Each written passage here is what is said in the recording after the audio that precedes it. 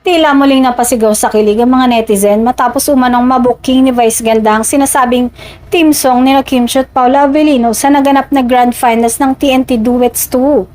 Sa kalagitnaan ng programa, napansin ni Vice ang pagiging emosyonal ni Kim habang kinakanta ng mga nagwaging sina Christian at Arbery ang hit song ni Jolina Magdangal na Kapag Ako Ay Nagmahal.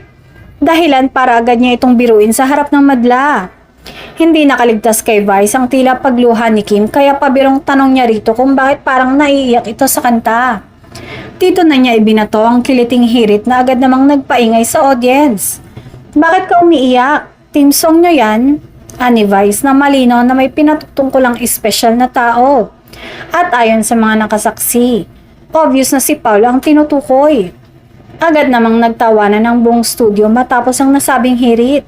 Habang si Kim ay hindi napigilang mapangiti at matawa.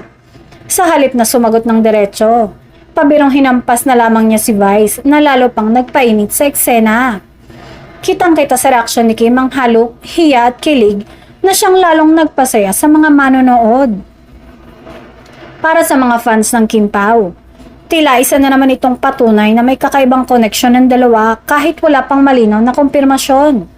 Ang simpleng biro ni Vice ay agad na binigyan ng kahulugan ng mga netizen na matagal nang nakaabang sa anumang senyales tungkol sa tunay na estado ng relasyon ng Kim Pao. Agad umani ng reaksyon sa social media ang naturang eksena, kung saan marami ang nagsabing swak na swak nga raw ang kantang Kapag Ako Ay Nagmahal bilang team song ng dalawa.